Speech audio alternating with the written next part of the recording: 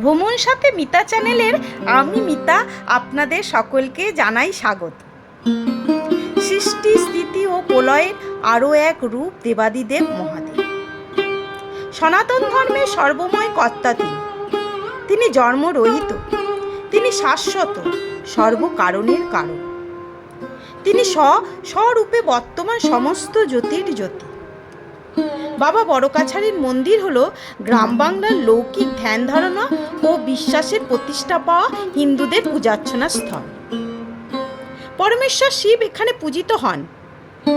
বর্তমানে এটি স্থানীয় মানুষের গ্রামীণ জীবনচর্চার এক বিশেষ স্থান অর্জন করেছে। এই মন্দিরটি পশ্চিমবঙ্গের দক্ষিণ চব্বিশ পরগনা জেলার বিষ্ণুপুর থানার বাঁকড়াহাটের ঝিকুরবেড়িয়া গ্রামে অবস্থিত। মহানগর কলকাতা থেকে প্রায় 34 কিলোমিটার দূরত্বে অবস্থিত। হিন্দু মুসলিম নির্বিশেষে সকলের জন্য বাবার দ্বার উন্মুক্ত থাকে। এখানে প্রসাদ হলো বাতাসা আর চিনির রঙিন খেলনা। মঙ্গল ও শনিবার সব থেকে বেশি ভিড় দেখতে পাওয়া যায় এই মন্দিরে। এছাড়া শ্রাবণ মাসে বেশি ভিড় হয়। চৈত্র মাসে হাজারাধিক ভক্তকুল বড়কাছারির মন্দিরে দেবাদিদেবের মাথায় জল ঢালতে আসে।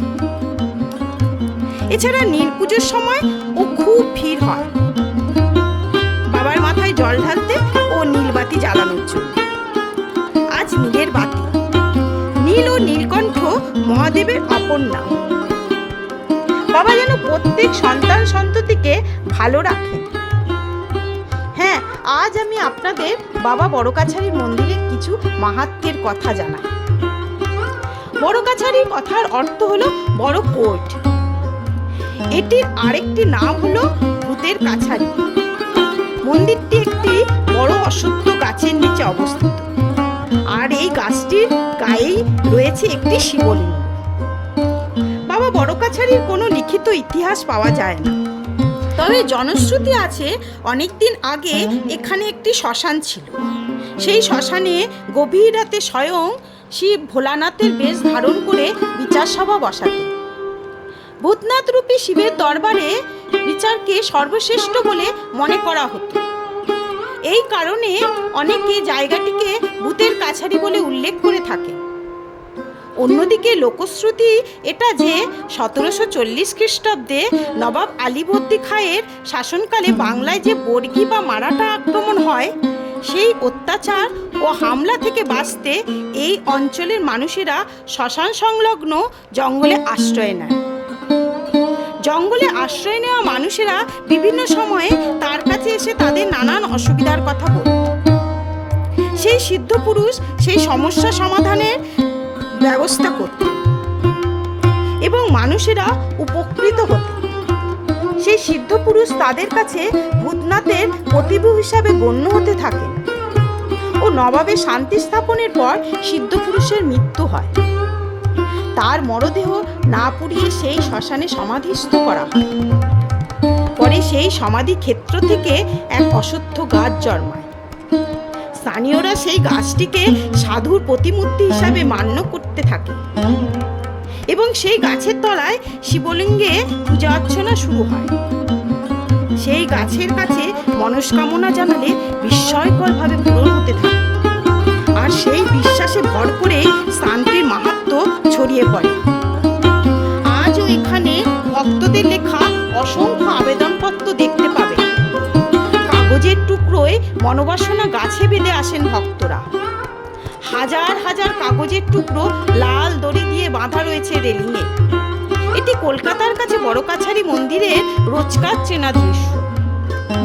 এই কাগজে নিজের মনোবাসনা লিখে বাবা ভূতনাথের কাছে সমর্পণ করেন ভক্তরা। বিশ্বাস করেন বাবার কাছারিতে দেওয়া এই লিখিত আবেদন ঠিকই গৃহীত হবে। রীতি অনুসারে মানত পূরণ হলে যদি ছেলে হয় তাহলে মন্দিরে একটা মাটির গোপাল, আর মেয়ে হলে দিতে হয় একটা মাটির সীতা। প্রেম সফল হলে কিছু না কিছু উপহার দিয়ে যান প্রেমিক প্রেমিকারা। এছাড়া বহু পুণ্যার্থীরা অসুখ বিসুখ, জমিজমা সংক্রান্ত সমস্যা ও অন্যান্য মনস্কামনা নিয়ে আসে এই স্থানে পুজো দিতে। অনেকের অনেক দুঃখ কষ্ট লাঘব হয় এবং মনোবাসনা পূরণ হয় এই মন্দিরে পুজো দিয়ে। অনেকের মনোবাসনা পূরণ হলে মন্দিরের কাছে পুকুরে স্নান করে ডন্ডি কেটে বাবার মন্দিরে গিয়ে বাবার কাছে পুজো দেয়। এছাড়া সন্তান লাভের বাসনা পূরণ হলে ওই পুকুরে স্নান করে ডন্ডি কেটে পুজো দেন সন্তান মানতকারীরা। কেউ কেউ সন্তান মানতকারীর ডন্ডি কাটা অবস্থায় পিঠের উপর সন্তানকে বসিয়ে দিচ্ছে দেখা যায়। বাচ্চাগুলোকে খুব সুন্দর করে সাজিয়ে আনা হয়। সন্তান নিয়ে যারা দূর দূরান্ত থেকে আসেন তারা ম্যাটাডোর করে ব্যান্ড পার্টি বাজাতে বাজাতে পুজোস্থলে আসেন। ব্যাপারটা বেশ দেখার মতো হয়। মন্দির চত্বরে দোকানপাটে জমজমাট। সেই শ্মশান জঙ্গল আজ আর নেই। বদলে গেছে সেই গ্রামটি, বদলে গেছে জায়গাটির আশেপাশের এলাকা। শুধু বদলায়নি বাবার সেই অশ্বত্থ গাছ আর মাহাত্ম্য।